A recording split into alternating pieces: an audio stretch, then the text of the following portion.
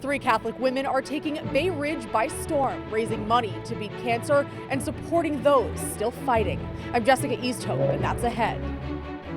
The Diocese of Rockville Centre files for bankruptcy protection because of sexual abuse lawsuits. Plus, Pope Francis about to take his first trip outside of Rome since the pandemic began. He's going to Assisi to sign his new encyclical. And go Knights! Football is back at Holy Cross High School in Flushing, Queens. The news starts right now.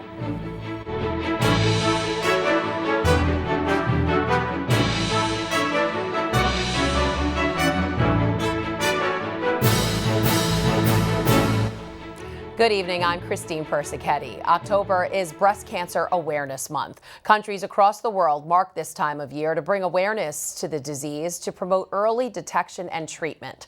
And right here in Brooklyn, Catholic women are coming together to organize a fundraiser to help support those struggling with breast cancer. Currents News' Jessica Easthope has the story from Bay Ridge. For Janine Condon, her battle with cancer feels like a lifetime ago. I was 27 at the time. I had stage 4 Hodgkin's lymphoma. I was in the hospital for a month. I did 8 months of chemo, lost my hair. But she's never stopped fighting for survivors and those still battling cancer. I believe that God gives you things that you can handle. On Saturday, 3rd Avenue will be a sea of pink for Third on Third, a breast cancer fundraiser with businesses donating proceeds and giving back. Janine and her store, Charmed by JLM, will be participating. When you do something good, it's infectious. Chrissy Canny is the event's organizer. She also has a line of bracelets that help cancer patients in a unique way. We give them peppermint oil to help with the nausea from treatment. So you just drop that essential oil right back there, and then it comes through the front vents. Her mission is not only to support those affected by cancer, but also the local businesses who have struggled during the pandemic. This weekend usually is the Third Avenue Festival. It is a big weekend, money-wise. Unfortunately, because of COVID, we cannot have that. So this is a way to bring everybody safely and make up for some loss. We are also giving 10% back. One of the participating businesses is the Green Spa and Wellness Center. Co-owner Maureen Brody just celebrated 1 year cancer-free. During Maureen's cancer journey, she created a product that made her treatment easier and has since helped countless others. I created a cream for myself while going through radiation treatment to prevent burns. Afterwards, people started asking me for some to give to somebody they knew who was going through that as well. Maureen says since her diagnosis, her faith has only gotten stronger. It actually brought me closer to God. You need all the support you can get, and it very much strengthened my faith. The 3 women are all about giving back. It's what keeps their Brooklyn roots rooted in faith. In Bay Ridge, Jessica Easthope, Currents News.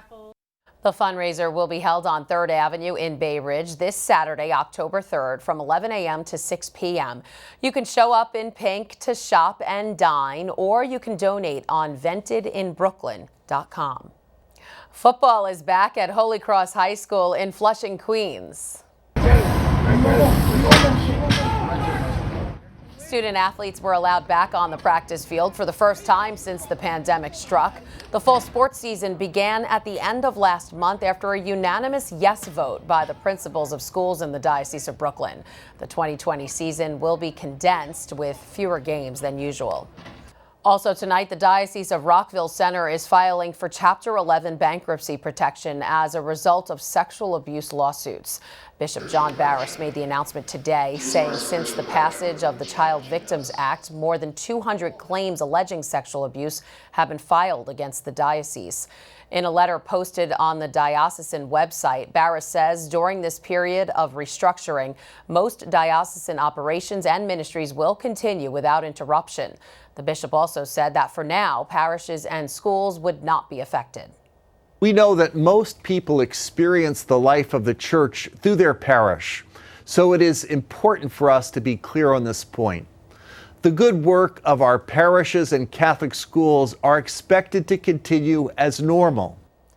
That's because the parishes and schools are separate legal entities and not part of the bankruptcy filing. However, Bishop Barris did add after Chapter 11, the diocese will have fewer financial resources to help struggling schools and parishes. News from the Vatican: the Holy Father is scheduled to travel to Assisi this weekend to mark the feast of his namesake. He will sign his new encyclical at the tomb of the saint from whom Pope Francis took inspiration for his papal letter on human fraternity. Currents News' Emily Drooby has a preview. This weekend, Pope Francis is set to make his first visit outside of Rome since the pandemic put Italy on lockdown. It will mark a very important occasion, the signing of his new encyclical. The Holy Father is set to celebrate Mass at the tomb of St. Francis of Assisi. He will sign the encyclical right after. As Brother Joseph Bach of the Franciscan Brothers of Brooklyn explains, the trip, which is scheduled for October 3rd, holds deep significance. He's going on the day that we celebrate the Transitus, or the passing of St. Francis in our Franciscan family. Francis is the first pope to be named after Saint Francis. The encyclical is said to be on human fraternity, recognizing each other as brothers and sisters. For Francis, this whole concept of fraternitas meant that we were all brothers and sisters, and without distinction, we were all equal. So I think it sends a very important message for the world and for our church right now. Brother Bach adding it's a message that's especially important as the world deals with the fallout of the pandemic. Earlier this year, during his trip to Abu Dhabi, Pope Francis signed a groundbreaking document on human fraternity, along with the Grand Imam of Al-Azhar, one of the world's foremost Muslim leaders. This will be Pope Francis's third encyclical, naming it Fratelli Tutti, words that come from St. Francis. This is also true of the Pope's second encyclical, Laudato Si. The trip itself will look very different than a normal papal trip. The celebrations will be private and not open to the faithful. Pope Francis will head back to the Vatican as soon as it has ended. In Brooklyn Heights, Emily Drooby, Currents News. Pope Francis has moved 7 people closer to sainthood. 5 of them have been cleared for beatification, gaining them the title of blessed and leaving them one step away from sainthood. They include 4 martyrs and a layperson whose miracle has been officially recognized. The other 2 are women who have earned a decree of heroic virtue, meaning they will now be called venerable. Secretary of State Mike Pompeo met his Vatican counterpart today. Good morning. Good Wonderful morning, to see you. Mr. Pompeo, how are you? I'm very good. Yes. Pompeo sitting with Cardinal Pietro Parolin and Foreign Minister Archbishop Paul Gallagher for 45 minutes. According to the Vatican, the 3 spoke about their positions on China in a respectful, relaxed, and cordial manner. Parolin had said he was surprised by Pompeo's outspoken criticism of the Vatican-China deal in the past. Pompeo also visiting the community of Sant'Egidio today. The faith-based charity is a worldwide movement of lay people dedicated to fighting poverty. When arriving at their headquarters, Pompeo praised the group's efforts, saying they were doing the Lord's work. The U.S. Secretary of State also discussed the defense of religious freedom of Christians in Syria and the Muslim Rohingya with leaders from the community. Back in the U.S. and the latest on the pandemic. As October begins, new numbers are indicating that no progress was made last month in lowering case numbers. Emily Schmidt reports on the new challenges the U.S. faces in keeping the numbers down. For the first time since March, 500,000 New York City public school students are learning in person in school while living through a pandemic. Reopening schools, reopening indoor dining in San Francisco, where restaurants can now operate at 25% capacity. I hope 25 goes to 50, 50 goes to 100. Yet with steps forward are steps back. Thursday, Wisconsin reported their highest death count in hospitalization since the pandemic began, just as President Trump plans to campaign in the state this weekend. Under normal circumstances, a presidential visit for a community like La Crosse would be an awesome thing and be welcome. But the situation that we're in, of course, with the coronavirus really causes us to try to protect the community's health and safety. As the search for a COVID-19 vaccine continues, U.S. health officials urge Americans to get flu vaccines. Dr. Anthony Fauci says he got his flu vaccination this week, adding he's glad he did it. Emily Schmidt, Currents News. There's a lot more news headed your way. The Feast of St. Therese is celebrated at St. Dominic's Church in Bensonhurst. The annual Al Smith Dinner goes virtual this year. The Archdiocese of New York fundraiser is dedicated to those on the front lines of the pandemic. And U.S. Airlines begin furloughing tens of thousands of workers today. Now you can help us put your faith in the news. The next time you capture a newsworthy event, send us your pictures or video. It's easy. Go to netny.tv/send us, and you may see your submission on Currents News.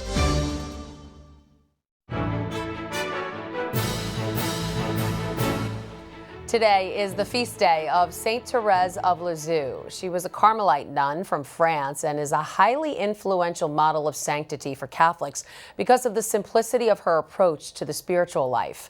Pope Pius X called her the greatest saint of modern times. Saint Therese of Lisieux was remembered by Deacon Anthony MAMMOLITI today at St. Dominic's in Bensonhurst. Saint Therese's spirituality was dedicated to bringing souls to heaven. She's often called the little flower of Jesus, and roses are the flower that are commonly associated with Saint Therese. Saint Therese died in 1897 at the age of 24 from tuberculosis. Her last words were, "My God, I love you." President Trump will speak remotely at the New York Archdiocese's first ever virtual Al Smith fundraising dinner tonight. Church officials also said an invitation was extended to former Vice President Joe Biden and are hopeful he will agree to speak at the 75th annual fundraiser. This year's dinner is dedicated to first responders and those on the front line working during the pandemic. You can watch the dinner on C-SPAN tonight at 7. Also tonight, the coronavirus pandemic has devastated the economy, leaving millions of Americans without the income they need to make rent. Many families are on the brink of losing everything, with evictions still being carried out despite a national moratorium. Ki-Young La reports. In Columbus, Ohio, the City Convention Center All rise. is now the courtroom. And you're occupying this property? This space chosen to socially distance crowds during the pandemic. 118 evictions are on the docket today. Among them, Umu Conte. I work in the nursing home. When I get infected with the COVID. Conte says she contracted the virus in June at the nursing home where she worked. The U.S. resident, an immigrant from Sierra Leone, was out of work for 2 months. She's now working as a home health care aide, making $12 an hour. It's not enough to pay the rent she owes. They give me 30 days. I'm just thinking about my kids. Where did I go with my kids? Everywhere you turn, a different face shares an economic plight that landed them here. And why did you do that? For non-payment of rent. Cases filed against tenants despite a national moratorium on most evictions until the end of the year. In Columbus, financial aid and pro bono lawyers sit on the wings of Magistrate KIRK Lindsey's eviction court. These are certainly unprecedented times from my perspective. Working to get that moratorium information to tenants, like the Turner family. I'm sorry.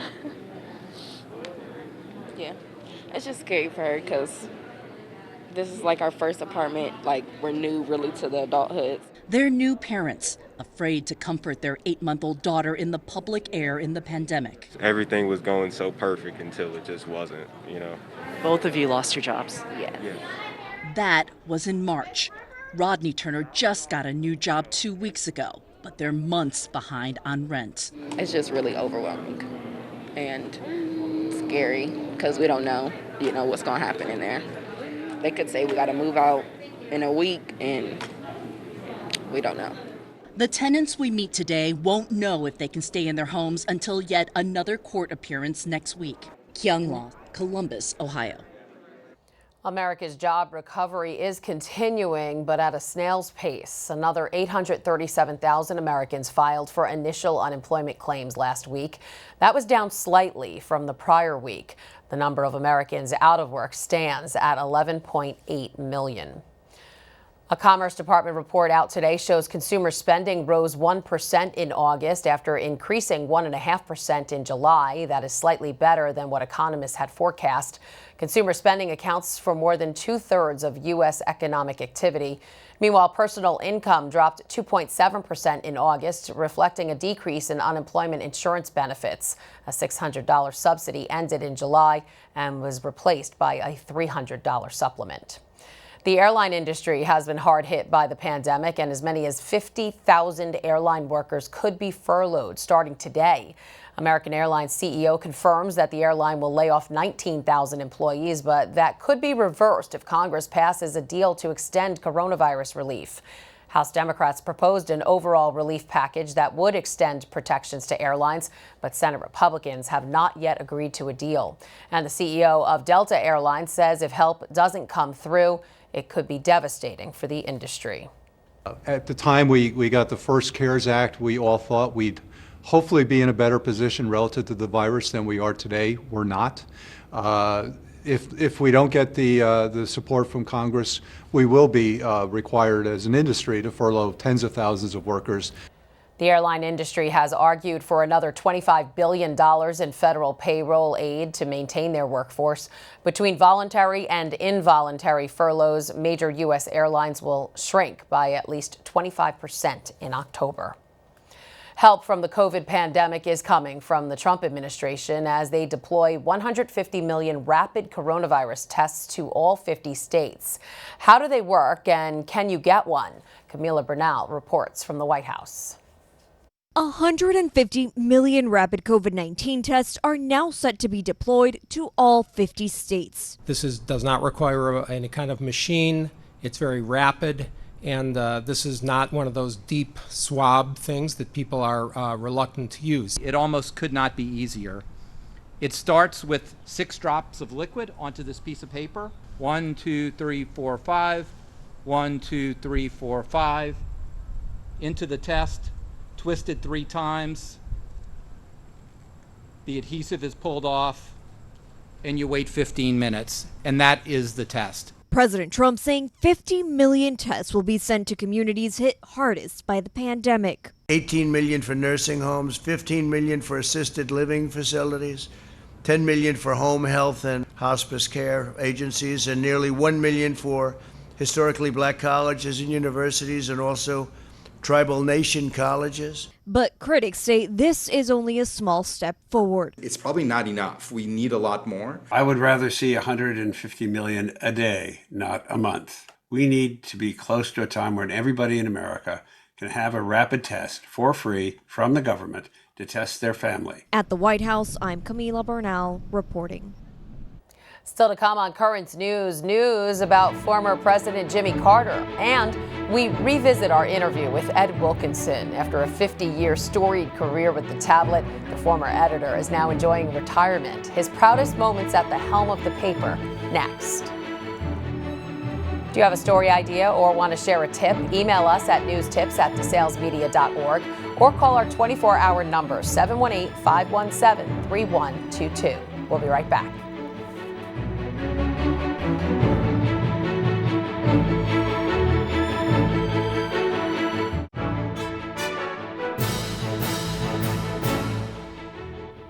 A big birthday celebration for a former commander-in-chief. Jimmy Carter is 96 years old today, making him the longest living U.S. president. Carter has led a very busy life, but the pandemic forced him to slow things down a bit as he deals with his own health challenges due to a series of falls last year. He and his wife of 74 years plan to celebrate at their home in Plains, Georgia. And finally tonight, we're also celebrating here at DeSales Media as one of our own is retiring after 50 years working for the tablet. I sat down with editor emeritus Ed Wilkinson earlier this week to chat about his long and storied career. If you missed it, here once again is my interview with Ed. Well, I'm happy to be here with you, Christine, and congratulations on your appointment as anchor Thank you. here. I said, you're leaving, I'm coming, what can we do? This is the crossroads. But, you know, back in 1970 when I first got the job, I mean, I took a job that I didn't know what I was going to be doing. I didn't know what the pay was. Right. I was a kid right out of college and the seminary. I had been in the seminary. And so I was interested in the church, and I had a keen interest in the media. I always read newspapers or wanted to be a newspaper guy. And I was talking to a priest friend of mine. He said, I can get you an interview at the tablet. I said, well, that's a logical place to start, church, media, you know. Sure. So I went down for an interview. I got the job. They took a chance on somebody, you know, probably I wouldn't have hired myself. But they took a chance and it worked out. They taught me everything on the job, and it was just great, a great place to work. So would you have ever imagined you'd be here 50 years later? You know, the first day, I can remember the first day of work. I took the bus from Greenpoint over to One Hanson Place, where we were up in the 21st floor. And I remember walking down the hall and saying to myself, I wonder how long this is going to last. You know, I didn't know what I was going to be doing, like I said, but it just all worked out. I started writing general assignment things, and they taught me how to write journalistically, the style. You know, it took a while to catch on. Yeah. But today, I probably, like I say, wouldn't have hired myself. Well, learning on the job, that's always nice. And what a career. You've met a lot of incredible people. We have some pictures of some of those people we'd like to show everybody at home. One of them was, oh, there he is, Bishop Daly. Tell us about that. Oh, he's a great guy, Bishop Daly. That's our old set over when we used to film at Bishop Ford. That was a show called Tablet Week in Review. Okay. And I was interviewing Bishop Daly. He had just come to the diocese. As you can see, it was a long time ago because my hair is all I love that picture. That's great. But Bishop Daly was such a wonderful guy. You know, he was a great human being who he would stand around at parishes and talk with people for hours. And I loved the guy. You know, when he first came, we were all afraid of him because he was a big burly guy and a tough reputation. But what a wonderful human being he was. Really enjoyed him. You know all the secrets behind the scenes. Oh, now look, this is, I love this picture because there you have Pope John Paul II holding in his hand the tablet. Absolutely, absolutely. That was in 1995 when the Holy Father came to the United States. He was here in New York. And I had written in the tablet a column saying when the Holy Father comes, he should meet with the Catholic press. We could use a little boost. Sure. You know?